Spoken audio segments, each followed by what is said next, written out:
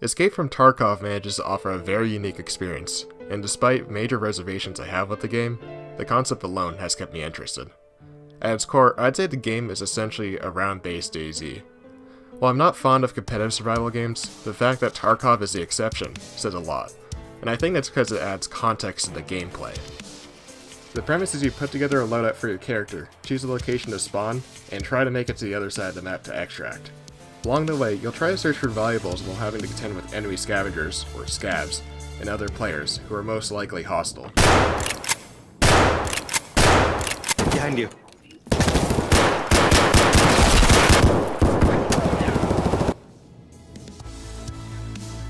If you die, you lost everything you found, along with everything you brought with you. The reason you care about losing gear in this game is because it has a persistent progression system. You have a global inventory to store items you've collected from previous raids, alongside skills that your character can improve in. This is what makes looting meaningful and is what I meant by saying the game adds context to the core gameplay. There are also NPC traders you can buy and sell gear from, as well as accept quests that will unlock even more equipment that you can purchase.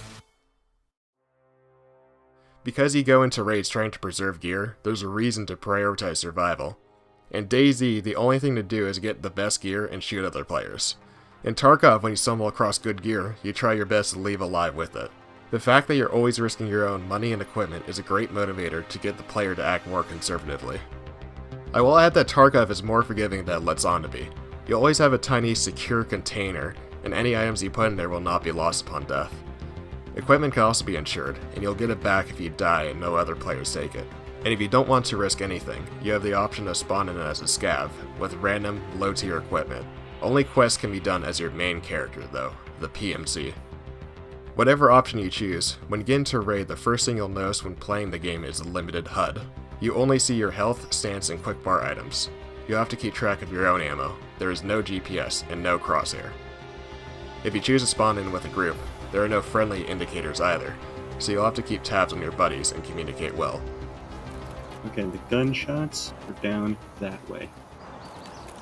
The minimalism carries over to audio as well. There's only a bit of ambient sound, always cut abruptly by gunfire.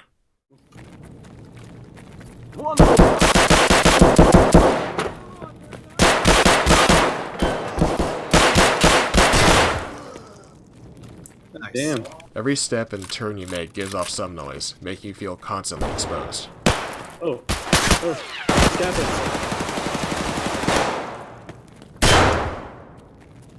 Or rafters or whatever.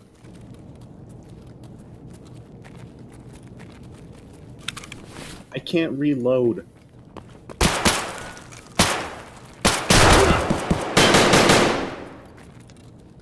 Did you get him? Yes, I think.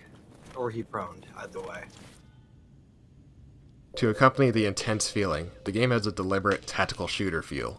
You have exact control over your walking pace, your stance, and even your gun, down to the dust cover. The gun customization in this game is the best I've seen in any game, and tempts you to mess with your guns by swapping out pieces with aftermarket parts to improve the handling. The selection of weapons in the game are also something quite different. Many of the guns, especially the common ones, are cheap hunting rifles or odd civilian variants. There's even this weird gun, the VPO-209. It's a semi-auto AK that fires a custom round in order to make it legally a shotgun.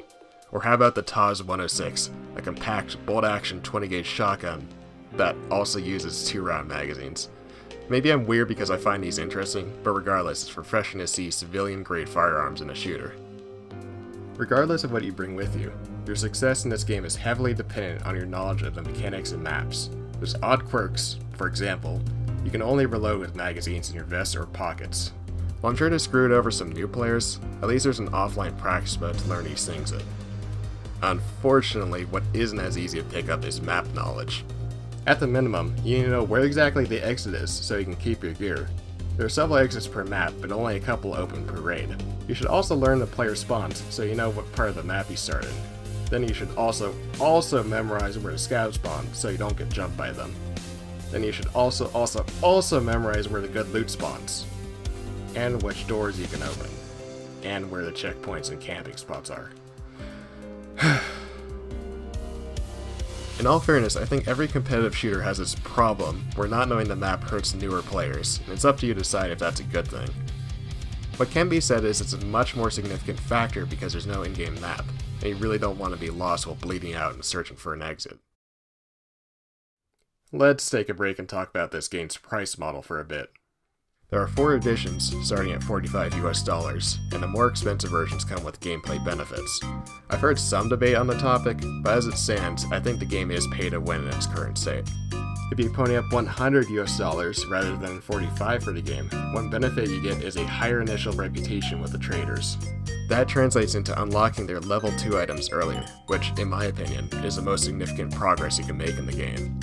Yes, the early quests are fairly easy to do, but the reputation boost also helps you get to levels 3 and 4 faster than the standard edition players.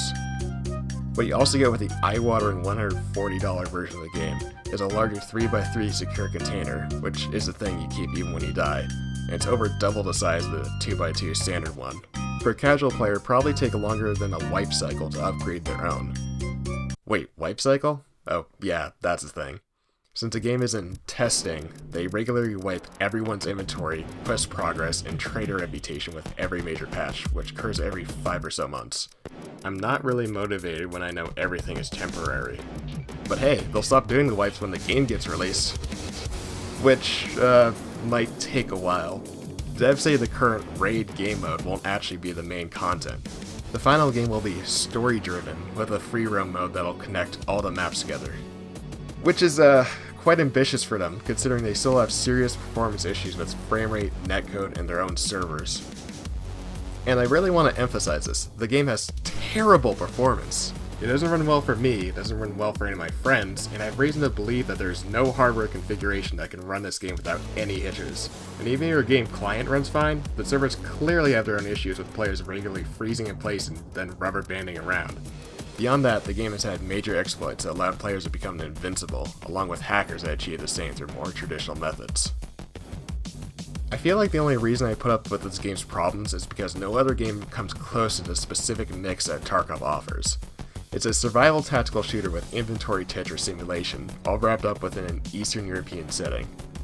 I wish the best for this game, but it's also already a technical nightmare, and the developers have yet to implement the more ambitious features. We'll just have to wait and see what becomes of Escape from Tarkov. In the meantime, it's something I'll keep installed and play every now and again.